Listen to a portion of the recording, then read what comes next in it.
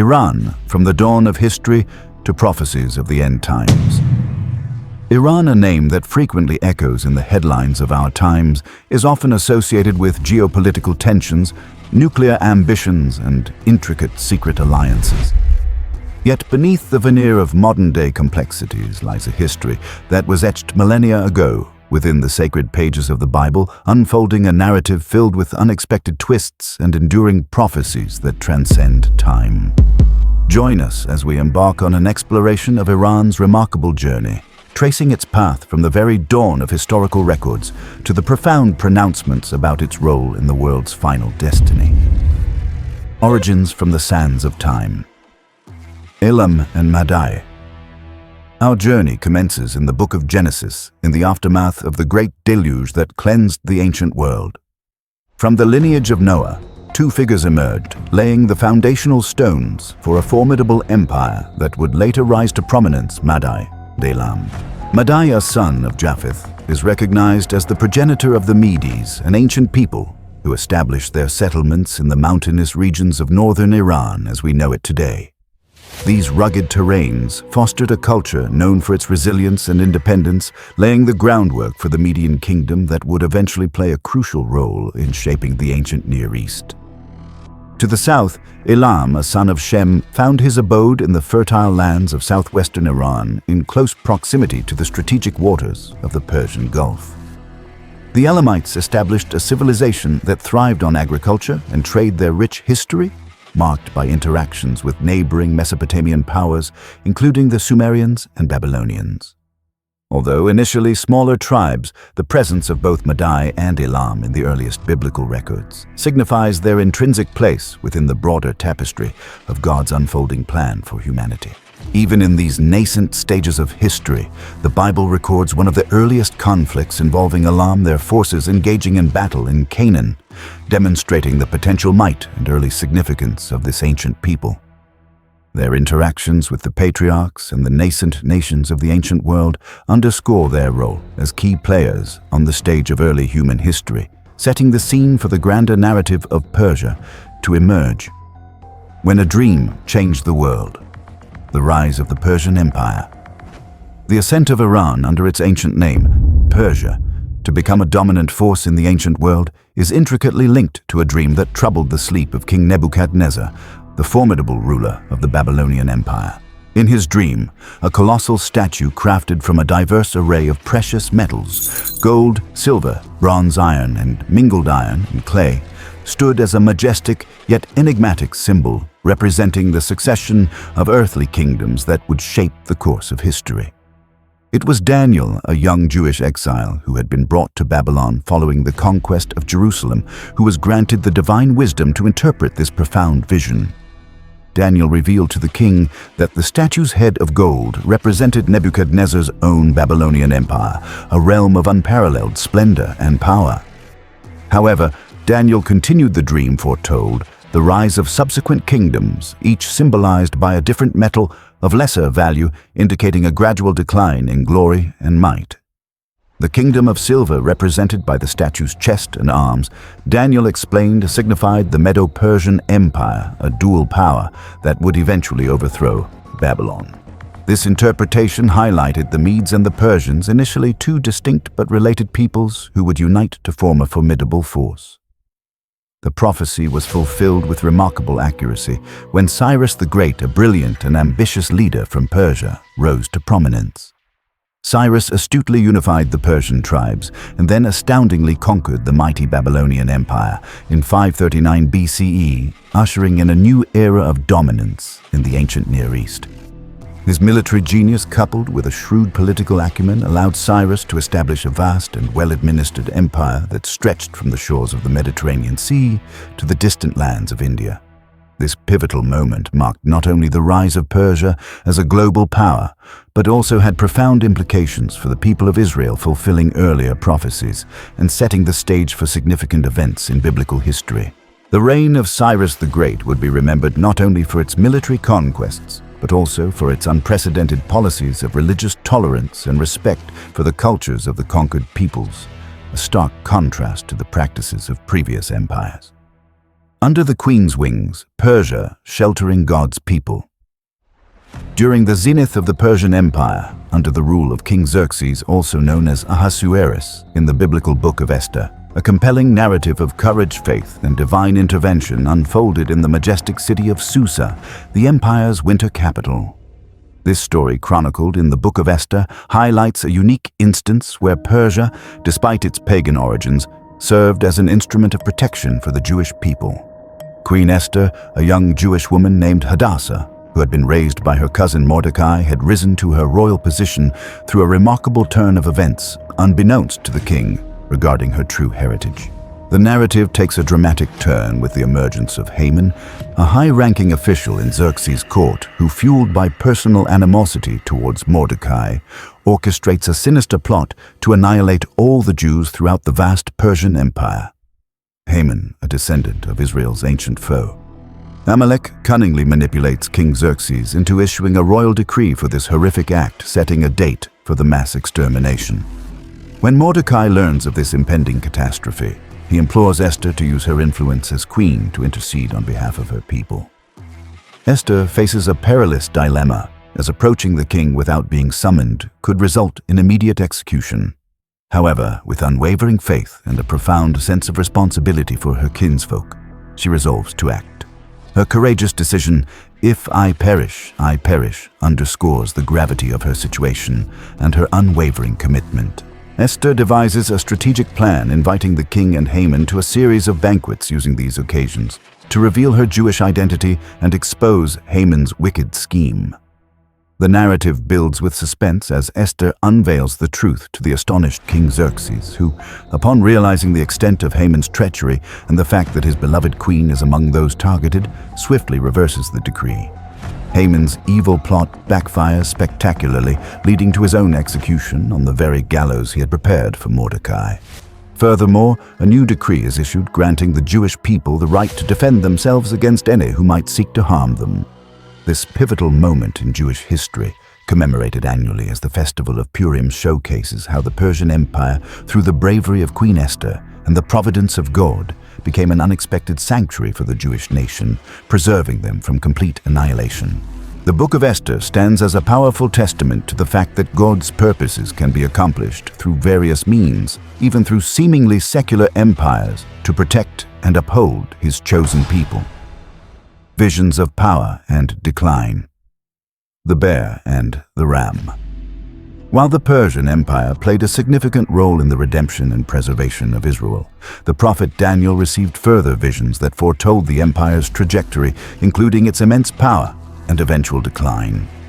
These visions, rich in symbolism, provide a panoramic view of Persia's place in the grand scheme of prophetic history. In one vision, Daniel beheld 4 monstrous beasts rising from tumultuous waters, each representing a major world empire. The second beast that emerged was likened to a massive bear raised up on one side with 3 ribs clutched between its teeth. A voice from heaven thundered, "Get up and eat your fill of flesh, Ibed." This formidable bear symbolized the Medo-Persian Empire, the kingdom that would follow and surpass the Babylonian Empire. The fact that the bear was raised up on one side indicated the eventual dominance of the Persian element over the Median element within the empire. The 3 ribs held in its mouth are widely interpreted to represent the 3 major conquests that fueled Persia's expansion and solidified its power, Lydia in Asia. Minor, the mighty Babylonian Empire itself, and the ancient kingdom of Egypt. Each of these conquests brought immense wealth resources and strategic territories under Persian control, fulfilling the vision of the bear devouring its prey. In another vivid vision, Daniel stood by the banks of the Ulai River and saw a ram with 2 prominent horns, one taller than the other, with the taller horn sprouting up later. This ram charged ferociously towards the west, north, and south, and no other power could withstand its might. An angelic interpreter revealed to Daniel that this 2-horned ram represented the kings of Media and Persia, again highlighting the dual nature of the empire, with Persia eventually gaining greater prominence, symbolized by the taller horn that grew up later. The ram's unstoppable advance signified the extensive military campaigns and territorial expansion that characterized the Persian Empire during its zenith.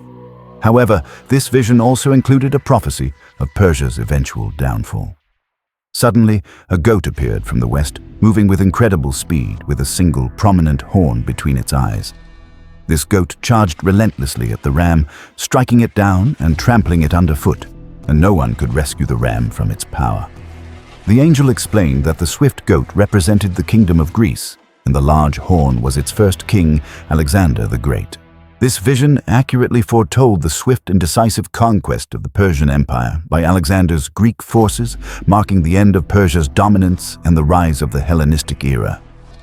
These powerful visions granted to Daniel provided a clear understanding of Persia's significant role in the unfolding of God's plan, from its rise to its peak and its eventual replacement by another world power, underscoring the transient nature of earthly empires in the light of divine prophecy. The Eastern Star, Persia, welcomes the Messiah. Centuries after the once mighty Persian Empire began its gradual decline, a significant event unfolded that would once again intertwine the narrative of ancient Persia with the central story of the Bible, the birth of Jesus Christ. As the world quietly awaited the arrival of the promised Messiah, Persia, though no longer a dominant political power, would once again play a notable role in this divine drama.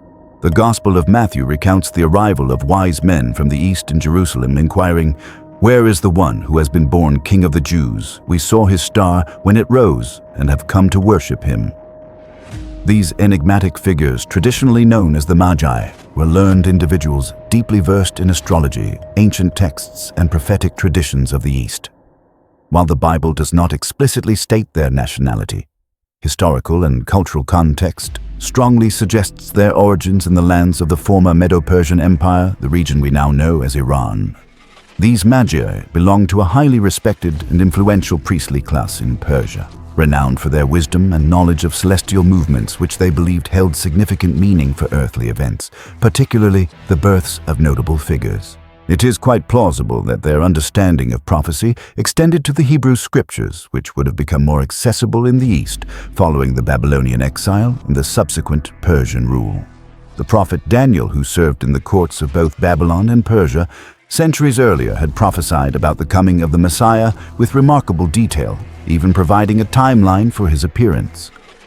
It is conceivable that the Magi, through their study of ancient texts and celestial observations, recognized the significance of a particular star's appearance as heralding the birth of the long-awaited King of the Jews.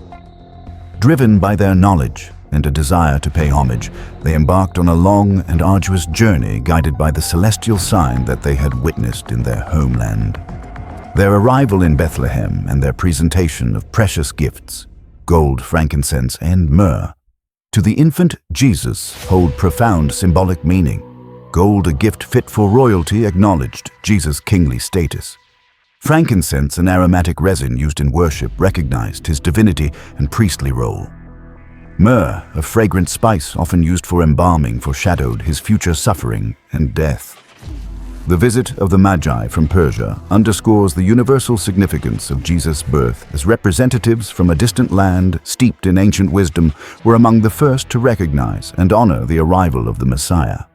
This event highlights a poignant connection between Persia and the story of Jesus, demonstrating that God's plan for salvation extended to all nations, including those who had previously played significant roles in Israel's history. In the darkness of the end times Iran and the war of Gog and Magog, despite its past roles in Israel's deliverance and the welcoming of the Messiah, the Bible also prophesies about a future involvement of Iran in the dramatic events leading up to the end times. The prophet Ezekiel, in chapters 38 and 39 of his book, vividly describes a future conflict known as the War of Gog and Magog, a massive coalition of nations that will rise up against the restored nation of Israel in the latter days. Among the nations listed as being part of this formidable alliance is Persia, referred to alongside other ancient lands such as Kush, likely modern Sudan, and Put, possibly Libya. The inclusion of Persia, which corresponds to modern-day Iran in this end-time scenario, is particularly noteworthy considering its historical interactions with Israel. The prophecy describes Gog, the leader of this vast army, hailing from the land of Magog, often associated with regions far to the north and leading a diverse coalition of forces that will descend upon Israel like a storm. The motivations behind this attack are not explicitly detailed, but seem to stem from a desire to plunder and destroy the peace and security of Israel. However, this prophecy assures that this immense military undertaking will ultimately meet with divine intervention and judgment. God himself will rise to defend his people, unleashing a series of cataclysmic events that will result in the decisive defeat of Gog and his allies. The imagery used in Ezekiel's prophecy is powerful and intense, depicting widespread destruction, divine fire, and confusion among the invading armies. The purpose of this dramatic intervention is to demonstrate God's sovereignty and holiness to all the nations, ultimately leading to a greater recognition of his power and glory. The inclusion of Persia, Iran in this end-time prophecy suggests a complex and evolving relationship between this ancient land and God's plan, highlighting its continued significance on the stage of biblical prophecy, even in the final acts of human history.